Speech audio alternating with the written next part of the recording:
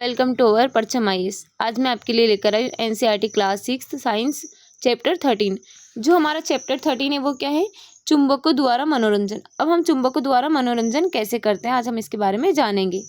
पहेली तथा बूझो ऐसे स्थान पर गए जहाँ अपशिष्ट कूड़ा कबाड़ पदार्थ के बड़े बड़े ढेर थे। जो पहेली और बूझो जो दो बच्चे हैं वो कहाँ पर गए? ऐसी जगह पर गए जहाँ पर अपशिष्ट पदार्थ था, जिसमें बड़े बड़े उसके बहुत सारे ढेर बना रखे थे। कुछ प्रोत्साहक घटना घट रही थी। कूड़े के ढेर की ओर एक क्रेन जा रही थी। क्रेन ने इस ढेर की ओर एक गुटके को नीचे किया, फिर वह गुटका ऊपर उठने लगा। अनुमान कीजिए यहाँ क्या हुआ? बेकार पुराने लोहे बहुत से टुकड़े गुटके के साथ चिपक कर क्रेन के साथ जाने लगे। जैसा कि जो क्रेन होता है, क्रेन में क्या होता है, एक गुटका था, वो गुटका नीचे की ओर हुआ तो उसमें से क्या हुआ, जो कूड़ा करकट था उसमें से क्या हुआ, लोहे के कुछ टुकड़े उस क्रेन के गुटके के ऊपर चिपकने लगी और वो कहाँ पर, ऊपर की ओर जाने लगे क्रेन के साथ में। उन्होंने अभी अभी चुंबकों के बारे में एक अति रोचक पुस्तक पढ़ी थी तथा तुरंत जान गए थे कि क्रेन से अवश्य ही चुंबक जुड़ा था जो कबाड़ से लोहे को चुन रहा था। जैसे कि हमको यहाँ पर दिखाई दे रहा है कि कबाड़ का ढेर है जिसमें लोहे के टुकड़े का चयन किया जा रहा है। तो अब उन्होंने अभी चुंबक के बारे में पढ़ा ही था तो उनको लगा कि इसमें ज़रूर क्रेन में क्या लगा हुआ है, चुंबक लगा हुआ है जो कबाड़ से लोहे को इकट्ठा करके अलग कर रहा है। आप में से कुछ लोगों ने चुंबक अवश्य देखे होंगे तथा इनसे खेलकर आनंद भी उठाया होगा। क्या आपने चिपकू स्टिकर देखे हैं जो लोहे की सतहों जैसे अलमारी या रेफ्रिजरेटर के दरवाजों से चिपक जाते हैं? कुछ पिन धारकों होल्डरों में पिन होल्डरों से चिपके दिखते हैं। कुछ पेंसिल बॉक्स में ताले की व्यवस्था के बिना भी जब हम ढक्कन बंद करते हैं तो यह कसकर बंद हो जाता है। ऐसे चिपकू पिन धारकों तथा पेंसिल बॉक्सों में चुंबक लगे होते हैं। जैसे कि हमारे यहाँ पर क्या दिखाई दे रहा है, हमको ये रेफ्रिजरेटर है, इसमें क्या होता है, यहाँ पर ये चिपक जाता है जब हम इसको बिना ताले के भी, तो इसमें क्या होता है, एक चुंबक लगा होता है। ये हमारे यहाँ पर बॉक्स है, इस बॉक्स में भी ऐसे ही होता है। कई सारे बॉक्स होते हैं जिनमें क्या होता है, चुंबक लगा होता है जिससे वो एक दूसरे से चिपक जाता है। यदि आपके पास इनमें से कोई भी वस्तु है तो उनमें छिपे चुंबकों को खोजने का प्रयत्न कीजिए। चुंबक कैसे खोजा गया? अब हम जानेंगे कि चुंबक को कैसे इसकी खोज हुई थी। कहते हैं कि प्राचीन के जो यूनान में एक गडरिया रहता था, उसका नाम मैग्नस था। वह अपनी भेड़ों तथा बकरियों के झुंड को पास के पहाड़ों पर चराने के लिए जाता था। भेड़ों पर नियंत्रण के लिए वह अपने साथ एक छड़ी रखता था। छड़ी के एक सिर पर लोहे की टोपी लगी होती थी। एक दिन पहाड़ पर एक चट्टान के ऊपर से इस छड़ी को उठाने में उसे बहुत जोर लगाना पड़ा तो वह आश्चर्यचकित हुआ। चट्टान छड़ी को अपनी ओर आकर्षित कर रहा था। जैसा कि जो उसके पास छड़ी थी, वो एक दिन क्या हुआ कि जब वो पहाड़ पे गया तो वो जब चट्टान पे खड़ा था तो वो क्या हुआ कि जो उसकी छड़ी थी वो उठा रहा था तो उसको बहुत उसमें भारीपन आया, क्योंकि वो क्या कर रहा था, जो चट्टान थी वो अपनी ओर आकर्षित कर रही थी किसको, उस छड़ी को, क्योंकि उसमें क्या था, उस छड़ी में चुंबक लगी हुई थी। जैसा कि हमको यहाँ पर कैसा वो भारी प्रतीत हो रही थी। यह चट्टान एक प्राकृतिक चुंबक थी और इसने गडरिया की छड़ी की लोहे की टोपी को अपनी ओर आकर्षित कर लिया था।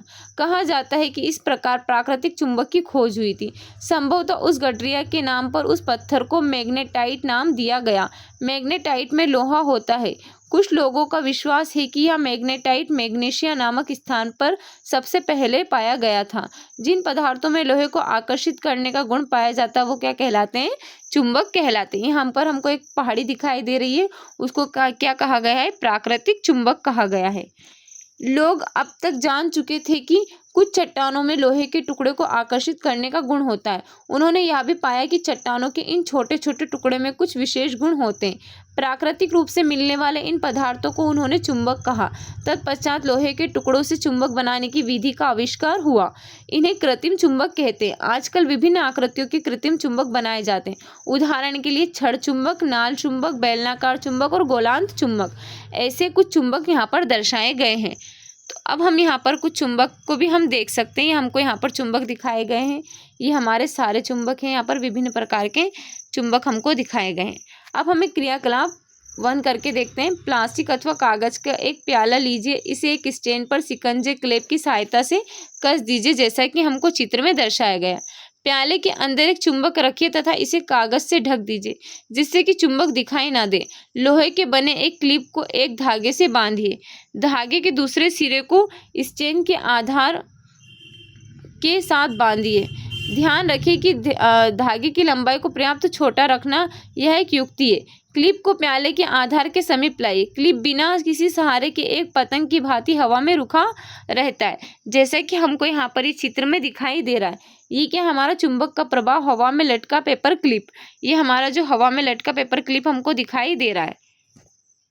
चुंबकी तथा अचुंबकी पदार्थ। अब हम जानेंगे चुंबकी तथा अचुंबकी पदार्थ क्या होते हैं। इसके लिए हम क्रियाकलाप 2 करके देखते हैं। मैग्नेस की भांति भ्रमण करें। इस बार हम केवल चुंबक तथा लोहे की स्थितियों को बदल देंगे। अब गडरिया की छड़ी के सिरे पर एक चुंबक होगा। हम किसी हॉकी स्टिक, भ्रमण छड़ी या क्रिकेट के विकेट के साथ एक छोटे से चुंबक को टेप या गोंद की सहायता से चिपका सकते हैं। आइए अब हम विद्यालय के खेल के मैदान में मैग्नेस भ्रमण पर चले। हमारी मैग्नेस छड़ी विद्यालय के मैदान से क्या क्या वस्तुएं उठाती है। अब हम ये देखेंगे कि जो हमारी मैग्नेस की जो छड़ी है वो क्या क्या उठाती है। कक्षा के कमरे से यह किन किन वस्तुओं को उठाती है। अपने आस पड़ोस से दैनिक जीवन में काम आने वाली विभिन्न वस्तुओं को एकत्रित कीजिए। मैग्नेस छड़ी से इनकी जांच कीजिए। आप एक चुंबक भी ले सकते हैं। इन वस्तुओं को चुंबक से छुएं और देखिए कि कौन कौन सी वस्तुएं इससे चिपकती है। अपनी नोटबुक में यहाँ नोट करें। अब हमको यहाँ पर उन वस्तुओं के नाम लिखे जो चुंबक को अपने चुंबक द्वारा आकर्षित होती है।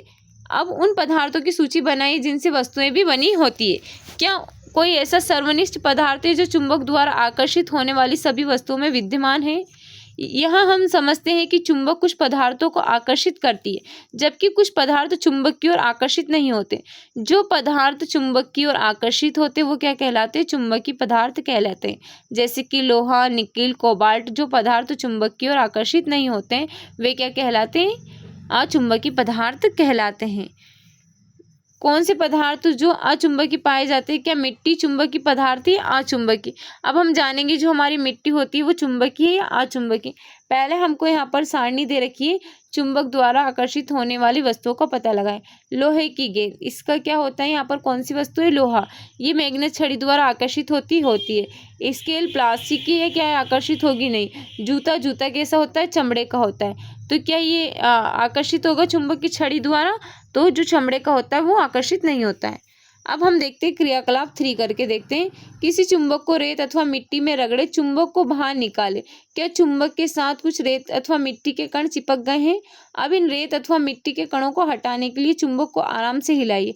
क्या कुछ कण अब भी चिपके हुए हैं। मिट्टी से उठाए गए लोहे के छोटे टुकड़े लोहे का बुरादा हो सकते हैं। जो हमारा यहाँ पर क्या है, जो हमने मिट्टी को जब उठाया तो उसमें क्या है, लोहे का बुरादा हो सकता है। इस प्रकार के क्रियाकलाप द्वारा हम यह ज्ञात कर सकते हैं कि किसी स्थान की रेत अथवा मिट्टी में लोहे के कण विद्यमान है। अपने घर के पास, स्कूल में अथवा अवकाश के दिनों में भ्रमण किए गए स्थानों पर क्रियाकलाप को करने का प्रयास कीजिए। क्या चुंबक से चिपकने वाले लोहे के बुरादे की तस्वीर को हम यहाँ पर देख सकते हैं।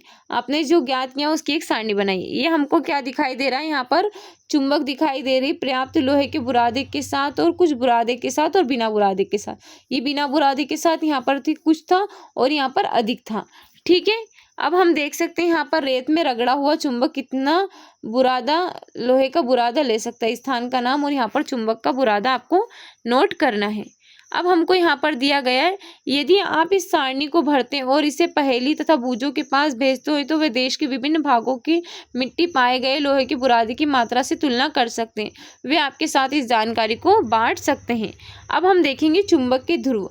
अभी तक हमने क्या देखा था, चुंबकीय और अचुंबकीय पदार्थ कैसे होते हैं, चुंबक की खोज कैसे हुई थी, हमने इन सारी चीज़ों के बारे में पढ़ लिया था। चुंबक किसको कहते हैं हम। अब हम देखते हैं चुंबक के ध्रुव के बारे में। हमने देखा कि मिट्टी में चुंबक रगड़ने पर लोहे के कण चुंबक में चिपक जाते हैं। क्या आप चुंबक से चिपकने के ढंग में कुछ विशेषता देखते हैं। अब हमको क्या कुछ विशेषताएं दिखती है। अब इसके लिए हम क्या करेंगे, क्रियाकलाप 4 करेंगे। एक कागज की शीट पर लोहे का बुरादा फैलाइए। इस शीट के ऊपर एक छड़ चुंबक रखिए। आप क्या देखते हैं कि लोहे का बुरादा चुंबक के सभी स्थानों पर एक समान रूप से चिपकता है। क्या आप चुंबक के किसी भाग में किसी अन्य भाग से अधिक लोहे का बुरादा चिपका हुआ देखते हैं। जो चुंबक से चिपके हुए लोहे के बुरादे को हटाइए तथा इस क्रियाकलाप को दोहराइए।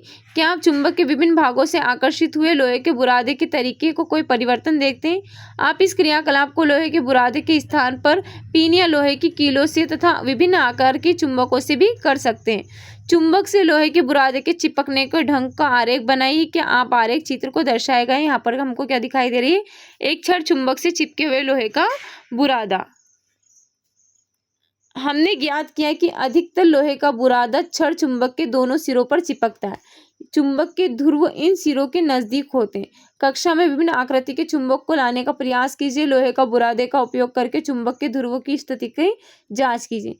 चुंबक के ध्रुवों की स्थिति चिन्हित करिए। अब हमें क्या बताया गया, हमने जो क्रियाकलाप करा उससे हमें क्या पता लगा है कि जो चुंबक है उसमें कहाँ पर लगता है वो बुरादा, तो जो उसके आसपास के दोनों सिरे होते हैं जो चुंबक के, वो सिरों पर आसपास लग जाता है, और जो उनके सिरों के जो पास में होता है वो क्या कहलाता है, हमारा ध्रुव कहलाता है। अब हमें दिशाएं ज्ञात करना। अब हम दिशाओं को कैसे ज्ञात करते हैं। प्राचीन समय में ही लोग चुंबकों के बारे में जानते थे। चुंबक के बहुत से गुण भी हैं, उन्हें ज्ञात थे। आपने चुंबकों के उपयोग के बारे में अनेक रोचक कहानियां अवश्य सुनी होगी।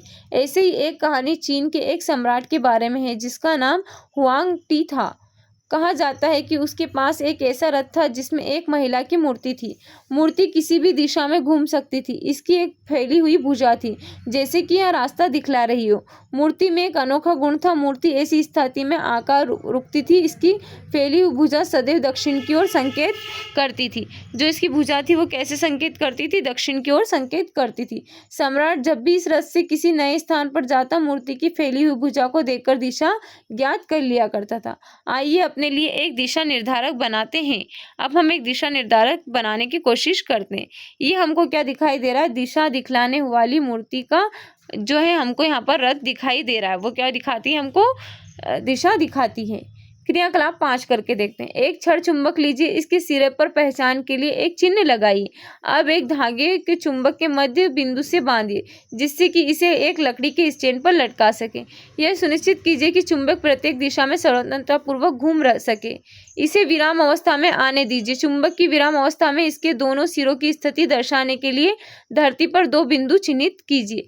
इन बिंदुओं को एक ऐसा रेखा मिलाइए। यह रेखा उस दिशा को दर्शाती है जिस दिशा में चुंबक अपनी विराम अवस्था में होती है। जैसे कि हमको यहाँ पर दिखाई दे रहा है, स्वतंत्रता पूर्वक लटका चुंबक सदैव एक ही दिशा में आकर रुकता है। यह हमको बस दर्शाता है कि किसी की स्थिति में आकर रुकता है। अब चुंबक के एक सिरे को आराम से धक्का देकर घुमाइए तथा इसे विराम अवस्था में आने दीजिए। विराम अवस्था में इसके सिरों की स्थिति को दोबारा चिन्हित कीजिए। क्या आप चुंबक के भिन्न भिन्न दिशा को दर्शाता है। चुंबक को एक दूसरी दिशा में घुमाइए तथा इसके विराम में आने की अंतिम दिशा को नोट कीजिए।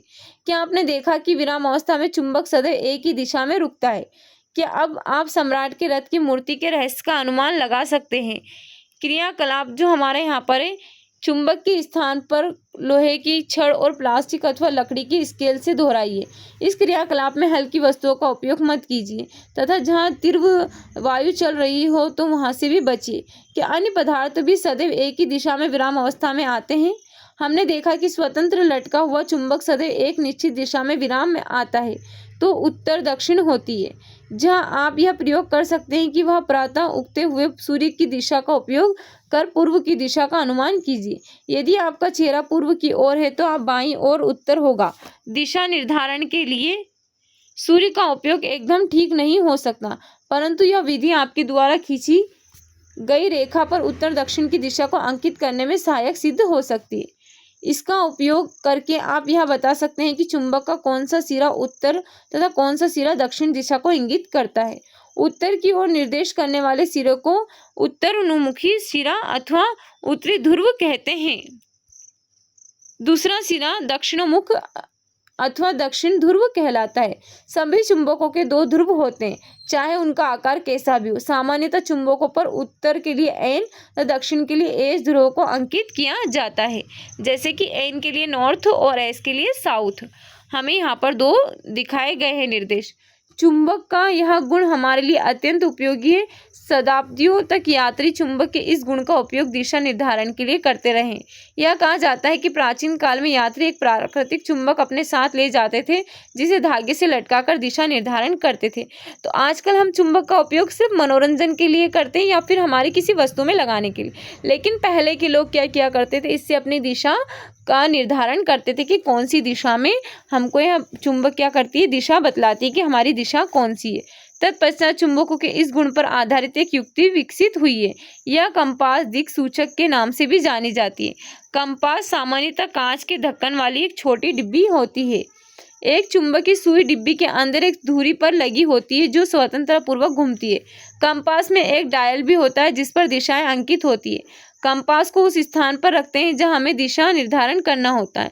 इसकी सुई विराम अवस्था में उत्तर दक्षिण की दिशा को निर्देशित करती है। कंपास को तब तक घुमाते हैं जब तक कि डायल पर अंकित उत्तर दक्षिण के चिन्ह सुई के दोनों सिरों पर न आ जाए।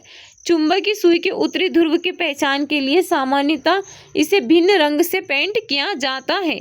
अब हमको यहाँ पर क्या दिखाई दे रहा है, ये क्या हमारा कंपास है, ये हमको क्या दिखाई दे रहा है, यहाँ पर दिशा दिखाता है। अपना चुंबक स्वयं बनाइए। अब हम क्या करेंगे, अपना चुंबक बनाने की कोशिश करेंगे। यहाँ पर चुंबक बनाने की अनेक विधियां हो सकती है। आइए अब हम सरलतम विधि से सीखें कि चुंबक कैसे बनाते हैं। लोहे का एक आयताकार टुकड़ा लीजिए, इसे मेज पर रखिए। अब एक छड़ चुंबक लीजिए तथा इसके कोई एक ध्रुव के लोहे की छड़ के एक सिरे पर रखिए। चुंबक को बिना हटाए इसे लोहे की छड़ के दूसरे सिरे तक ले जाइए। चुंबक को उठाइए तथा उसके ध्रुव को लोहे के टुकड़े के प्रारंभिक सिरे पर वापस ले आइए। इसी प्रकार चुंबक को लोहे की छड़ के अनुदिश बार बार ले जाइए। इस प्रक्रिया को लगभग 30 से 40 बार दोहराइए। जांच कीजिए कि क्या लोहे की छड़ चुंबक बन गई है। इसके लिए कोई पिन अथवा लोहे का बुरादा ले सकते हैं आप जांच करने के लिए। इसके समीप लाइए। यदि यह चुंबक नहीं बना तो इस प्रक्रिया को कुछ देर तक जारी रखिए। ध्यान रखिए कि चुंबक का ध्रुव तथा इसे लोहे की छड़ पर रगड़ने की दिशा बदलनी नहीं चाहिए। आप लोहे की कील, सुई अथवा ब्लेड आदि को किसी भी प्रकार से चुंबक बना सकते हैं, जैसा कि हमको यहाँ पर दिखाया गया है। अब हम यहाँ पर देखते हैं। अब आप जान गए हैं कि चुंबक कैसे बनाया जाता है। क्या आप अपने लिए कंपास बनाना चाहेंगे? क्रियाकलाप हम 6 करके देखते हैं। छड़ चुंबक के उपयोग से लोहे की सुई को चुंबकित कीजिए। अब इसे किसी छोटी कॉर्क अथवा फोम के टुकड़े में निविष्ट कीजिए। इसे पानी से भरे प्याले अथवा टब में तैराइए। यह सुनिश्चित कीजिए कि सुई पानी को न छुए। अब आपकी कंपास करने के लिए तैयार है। तैरती क्रोक पर लगी हुई सुई की दिशा नोट कीजिए। सुई लगी क्रोक को विभिन्न दिशाओं में घुमाइए। जब बिना घुमाए क्रोक तैरने लगे तो सुई की दिशा पुनः नोट कीजिए। क्या कॉर्क का घूमना बंद होने पर सुई सदैव एक ही दिशा को दर्शाती है? अब हम देखते हैं चुंबक के बीच आकर्षण तथा प्रतिकर्षण कि चुंबकों के बीच आकर्षण कैसे होता है, प्रतिकर्षण कैसे होता है। आइए चुंबक से एक अन्य रोचक खेल खेलें। 2 छोटी खिलौना कारें लीजिए तथा ए और बी अंकित कीजिए। प्रत्येक कार के ऊपर की लंबाई के अनुदिश रबड़ बैंड से एक चुंबक लगाइए। कार ए चुंबक का उत्तरी ध्रुव अग्रभाग की ओर रखें। कार बी चुंबक के विपरीत दिशा में रखिए। जैसा कि हमको यहाँ पर दिशा दिखाया गया, असमान ध्रुव आकर्षित और समान ध्रुव आकर्षित के बारे में हम यहाँ पर इस चित्र के द्वारा बता सकते हैं। अब दोनों कारों के एक दूसरे के समीप रखिए। क्या आप देखते हैं कि क्या कारें अपने स्थान पर रहती हैं? क्या कार एक दूसरे से दूर जाती है? क्या कारें एक दूसरे की ओर चलकर टकराती हैं? इन प्रेक्षणों को यहाँ पर सारणी में दर्शाइए कि हम यहाँ पर दर्शा सकते हैं। हमको यहाँ पर एक सारणी दे रखी है। अब खिलौनों कारों को एक दूसरे के समीप इस प्रकार रखिए कि कार ए पश्च भाग बी के अग्र के सम्मुख रहे। यह पहले की तरह चलती है। जिस दिशा में अब कारें चलती है उसे नोट कीजिए। अब कार ए और बी को कार के पीछे रखिए तब प्रत्येक स्थिति उनके चलने की दिशा को नोट कीजिए। अब कार बी का पश्च भाग कार ए के पश्च भाग की ओर रखिए। इसे क्रियाकलाप को दोहराइए। प्रत्येक स्थिति में अपने प्रेक्षण कीजिए। इस क्रियाकलाप में हम क्या देखते हैं? क्या 2 समान ध्रुव परस्पर आकर्षित या प्रतिकर्षित होते हैं? असमान ध्रुव क्या करते हैं? परस्पर आकर्षित होते हैं या प्रतिकर्षण करते हैं। हम इसके बारे में यहाँ पर देख सकते हैं। चुंबकों का यह गुण एक चुंबक को लटकाकर तथा दूसरे चुंबक के उत्तरी तथा दक्षिणी ध्रुव को एक एक कर के समीप लाकर भी देखा जा सकता है। कुछ चेतावनियां हैं। यदि चुंबक को गर्म किया जाए, हथौड़े से पीटा जाए, उस ऊंचाई से गिराया जाए तो वह अपने गुण को खो देती है। जो चुंबक है उसका क्या होता है? गुण खो जाता है।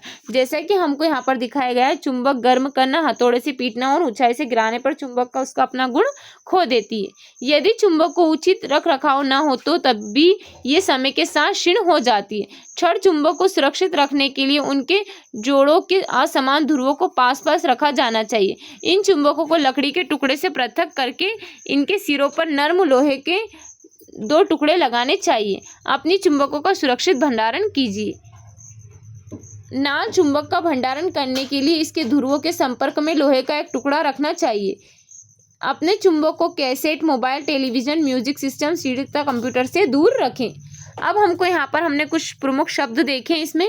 कंपास हमने देखा है। चुंबक क्या होती है? मैग्नेटाइट। उत्तरी ध्रुव और दक्षिणी ध्रुव, हमने इन सारे शब्दों के अर्थ अच्छे से समझ लिए हैं। अब हम यहाँ पर इसका सारांश देखते हैं। मैग्नेटाइट एक प्राकृतिक चुंबक है। चुंबक लोहा, निकिल, कोबाल्ट जैसे कुछ पदार्थों को आकर्षित करता है। ऐसे पदार्थों को चुंबकीय पदार्थ कहते हैं। जो पदार्थ चुंबक से आकर्षित नहीं होते वे अचुंबकीय पदार्थ कहलाते हैं। प्रत्येक चुंबक के दो ध्रुव होते हैं, उत्तरी ध्रुव और दक्षिणी ध्रुव। स्वतंत्रता पूर्वक लटकाने पर चुंबक सदैव दक्षिण दिशा में आकर रुकता है। दो चुंबकों के असमान ध्रुव एक दूसरे को आकर्षित करते हैं, जबकि समान ध्रुव परस्पर प्रतिकर्षण करते हैं। अब हमको यहाँ पर कुछ क्वेश्चंस दिए हैं। इन क्वेश्चन के आंसर आप कमेंट बॉक्स में कमेंट करना। उम्मीद है जो आप आज का हमारा चैप्टर है वो आपको अच्छा लगा। अगर आपको हमारा चैप्टर अच्छा लगा है तो इसी तरह की अपडेट के लिए हमारे चैनल को सब्सक्राइब करें और बेल आइकन को दबाना ना भूलें। Okay, thank you so much.